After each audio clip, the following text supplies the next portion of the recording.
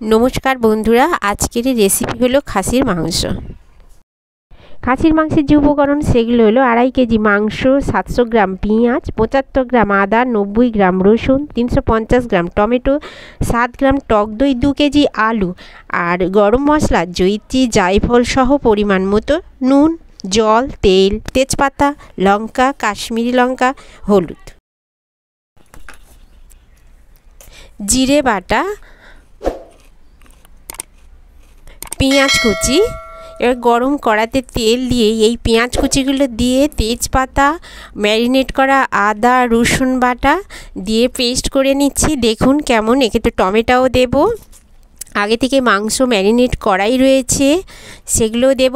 এই কষাতে গরম তেল, আদা রসুন, পেঁয়াজ, টমেটো সব একসঙ্গে সঙ্গে কষা মাংসটা দিয়ে এবারে নাড়ব। আগে থেকে টক দই দিয়ে ম্যারিনেট করা মটনগুলো কড়াইতে মশলার সাথে নাড়ছি। দেখুন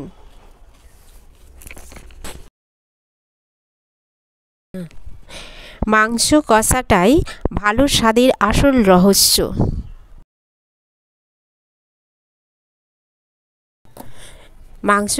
মাংসগুলো ভালো করে কড়াইতে দিয়ে কষতে হবে, নিচে না লেগে যায়। ধীরে ধীরে দেখুন, আর আঁচেই করুন আর গ্যাসেই করুন, যাতেই করুন একটু গ্যাসটা লো করতে হবে। কাশ্মীরি লঙ্কা দেওয়া হচ্ছে, দিয়ে আগে থেকে ম্যারিনেট করা মাংস ছিল সেইগুলো দিয়েই কষা হচ্ছে। এই তেল ছেড়ে দেবে, তখনই জল দিতে হবে। দেখুন এখন আর একটু কষতে হবে, পেঁয়াজগুলো একটু সিদ্ধ মতো হয়ে যাবে।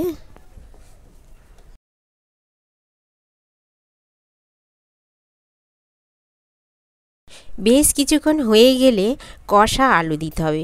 মাংসের পরিমাণটা বেশি বলে আমি হাঁড়িতে দিয়েছি, কড়াতে ভালো করে কষিয়ে নিয়েছি, নিয়ে হাঁড়িতেই সিদ্ধ হচ্ছে। এবার আলুটা অনেকটাই, মটন তো একটু সিদ্ধ হতে সময় লাগবে, সেই জন্য আলুটা একটু দেরিতে দিয়েছি। দেখুন কেমন কালার হয়েছে। এবার গরম মশলা দেব, দিয়ে